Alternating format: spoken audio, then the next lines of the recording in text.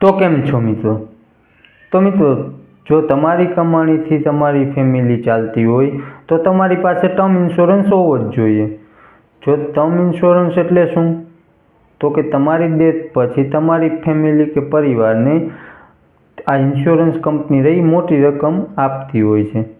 એટલા માટે term insurance લેવો ઘણો જ મહત્ત્વનો છે।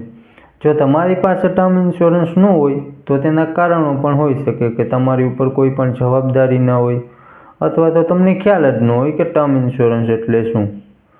તો મિત્રો, ટર્મ ઇન્સ્યોરન્સની ડિટેલ તમને કોઈ સમજાવી ન હોય, તેના લીધે તમને ખ્યાલ ન હોય કે ટર્મ ઇન્સ્યોરન્સ એટલે શું। તો મિત્રો, આ જાણવા માટે આજના વિડીયોને લાસ્ટ સુધી જોજો, એટલે તમને બધું જ કન્ફ્યુઝન દૂર થઈ જશે। અને જો આપણી ચેનલમાં નવા હોય તો ચેનલને સબસ્ક્રાઈબ કરી લેજો, વિડીયોને એક લાઇક કરી દેજો અને તમારા કાંઈ પણ પ્રશ્ન હોય તો આપણે કોમેન્ટ કરી જણાવજો। મિત્રો, ટર્મ ઇન્સ્યોરન્સ એવો હોય કે એજન્ટો તેને વેચવા જ નથી માંગતા, કારણ કે તેમાં તેને કમિશન એવું કંઈ ખાસ મળતું નથી હોતું। એટલા માટે એ લોકો બીજો ઇન્સ્યોરન્સ આપણને વેચીને ચાલ્યા જાય છે। તો મિત્રો, ટર્મ ઇન્સ્યોરન્સ લેવો છે તો ક્યારે લેવો, કેવી રીતે લેવો અને કેટલાનો લેવો, તો આ બધું જ હું તમને વિડીયોમાં જણાવીશ। અને કઈ એવી ભૂલો છે જે આપણે ટર્મ ઇન્સ્યોરન્સ લેતી વખતે ન કરવી જોઈએ। તો ચાલો મિત્રો, વિડીયોને શરૂ કરીએ। તો મિત્રો, પહેલી તો ભૂલ એ જ છે કે ટર્મ ઇન્સ્યોરન્સ ન લેવું, કારણ કે ટર્મ ઇન્સ્યોરન્સ શું હોય તો કે ઓછા પૈસામાં વધુ કવર આપતું હોય છે। માની લો કે મારી એજ 29 છે, એટલે કે મારે 1 કરોડનો ટર્મ ઇન્સ્યોરન્સ લેવો હોય અત્યારે, તો મંથલી 1150 રૂપિયાનું પ્રીમિયમ આવે। જો મેં ઓનલાઈન જોયું તેમાં બતાવે છે કે 1150 રૂપિયાનું પ્રીમિયમ આવે પોલિસી બજારમાં।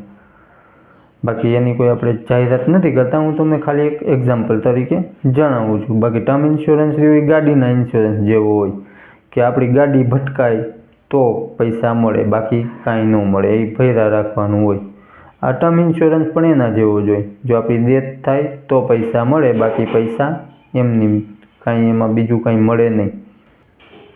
એટલે આનો જ એજન્ટ્રી આનો જ ફાયદો ઉઠાવે અને આપણે એને બીજો ઇન્સ્યોરન્સ દેખાડતા હોય કે તમને આમાં ડેથ પછી પણ પૈસા મળે અને મેચ્યોરિટીમાં પણ મળે। અને એના કારણે તેમાં શું હોય કે પ્રીમિયમ હાઈ હોય અને કવર સાવ કાંઈ ઓછું હોય એમ। અને ટર્મ ઇન્સ્યોરન્સમાં ઊંધું હોય, તમારું પ્રીમિયમ ડાઉન હોય અને કવર ઊંચા હોય। હવે મિત્રો, તમારો ટર્મ ઇન્સ્યોરન્સ કેટલો હોવો જોઈએ? તો કે તમારી વર્ષે જેટલી આવક હોય તેનાથી 15 થી 20 ગણા તો હોવો જ જોઈએ મિનિમમ, એટલે કે તમારી ફેમિલીને વાંધો ન આવે। હવે ટર્મ ઇન્સ્યોરન્સમાં કેવી રીતે હોય તો કે માની લો કે મારી એજ અત્યારે 29 છે, અત્યારે હું પ્રીમિયમ સ્ટાર્ટ કરું એટલે મારે 31 યર એટલે કે 60 વર્ષની ઉંમર સુધી પ્રીમિયમ ભરવું પડે।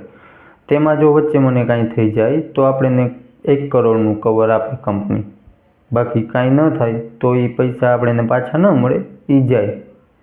પછી મિત્રો, જે આનું પ્રીમિયમ હોય છે એ એજ ઉપર ડિપેન્ડ કરે છે, તમારી એજ ઉપર પ્રીમિયમ નક્કી થતું હોય છે। ઓછી એજ હોય એમ પ્રીમિયમ ઓછું આવે, બાકી પ્રીમિયમમાં પછી વધારો નથી થતો। તમે જ્યારથી સ્ટાર્ટ કર્યું તે જે પ્રીમિયમ હોય એ છેક સુધી પૂરું થાય ત્યાં સુધી એ જ પ્રીમિયમ આવે, એટલે કે જેટલું તમે લેટ ચાલુ કરો એટલું પ્રીમિયમ ઊંચું આવે।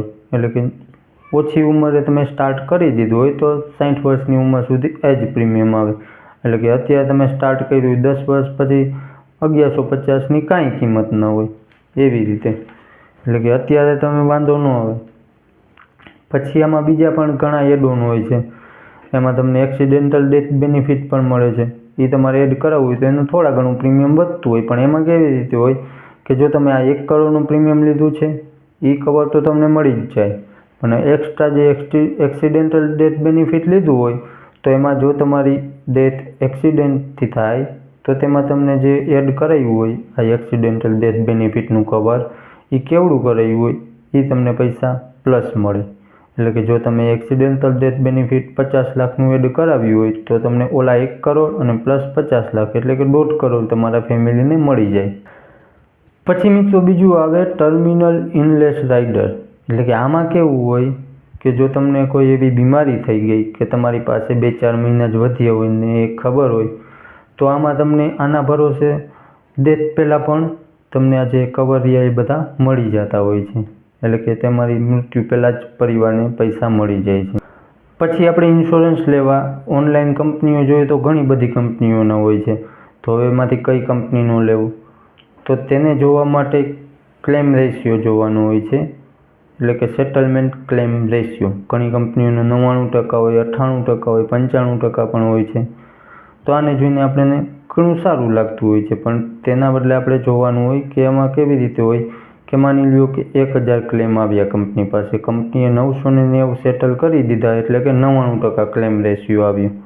હવે આમાં કેવી રીતે હોય, જે 10 ઓલા રોકી રાખ્યા તે મોટી અમાઉન્ટના હોય, કંપનીએ રોકી રાખ્યા હોય, અને નાના નાના જે ક્લેમ હતા એ બધા કરી દીધા હોય, એટલે કે 99% રેશિયો આવી જાય.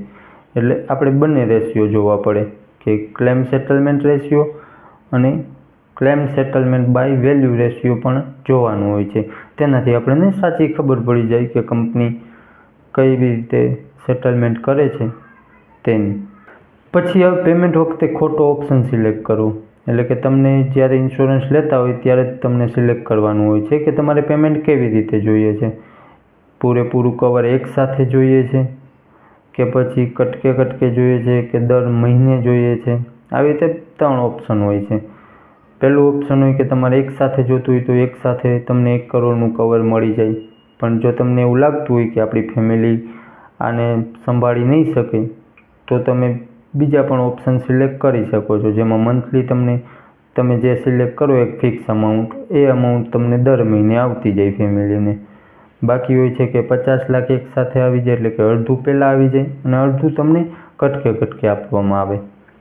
આ 3 ઓપ્શન હોય છે. એટલે તમને જેવું લાગતું હોય કે તમારી ફેમિલી આ સંભાળી શકતી હોય એમ, તો એકી સાથે લેવું વધુ સારું રહે.